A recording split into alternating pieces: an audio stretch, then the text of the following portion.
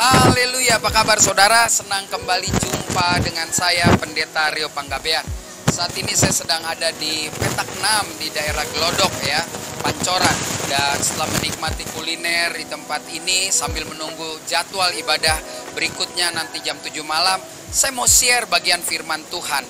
Dan dengarlah firman Tuhan ini dengan tetap memilih bersukacita.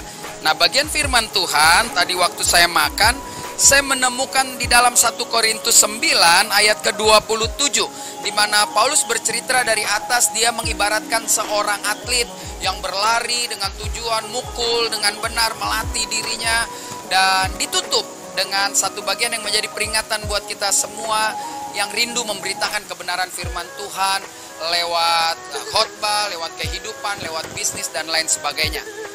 Firman Tuhan itu berkata demikian: tetapi aku melatih tubuhku dan menguasai seluruhnya, supaya sesudah memberitakan Injil kepada orang lain, jangan aku sendiri ditolak.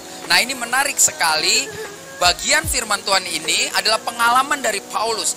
Paulus pasti pernah mengalami bagaimana dia memberitakan Injil lalu diterima, sometimes dia ditolak atau dia menjadi lemah. Apa yang perlu kita pelajari di sini? Yang perlu kita pelajari bahwa ketika kita sudah mengalami perjumpaan dengan Tuhan, yuk kita mulai melatih diri kita. Kita mulai rajin membaca firman Tuhan, kita mulai rajin memuji, menyembah, rajin datang ke dalam persekutuan, bekali hidup kita dengan pelajaran-pelajaran kebenaran firman Tuhan. Ya, jangan hindari persekutuan, jangan tolak jangan tolak orang-orang yang mau mengajak kita bertumbuh di dalam Tuhan. Selama hal itu positif, lakukan. Kenapa? Karena saya suka sekali di bagian penutup ini Paulus bilang supaya kita nanti akhirnya jangan ditolak. Saya percaya saudara dan saya punya pengalaman ketika ingin menyatakan Injil atau firman Tuhan mengalami penolakan. Tetapi orang yang mempersiapkan dengan baik, maka ketika menghadapi atau rasanya ditolak, dia tetap bersuka cita. Karena ketika kita bisa memberitakan Injil, itu tandanya ada kesempatan yang Tuhan berikan dan ada kepercayaan dari Tuhan untuk kita memberitakan Injil.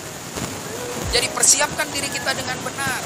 Jangan anggap enteng pertobatan kita. Pertobatan tanpa kesaksian, pertobatan tanpa berita kabar baik adalah pertobatan yang kosong. Saudara dan saya harus memberitakan firman Tuhan.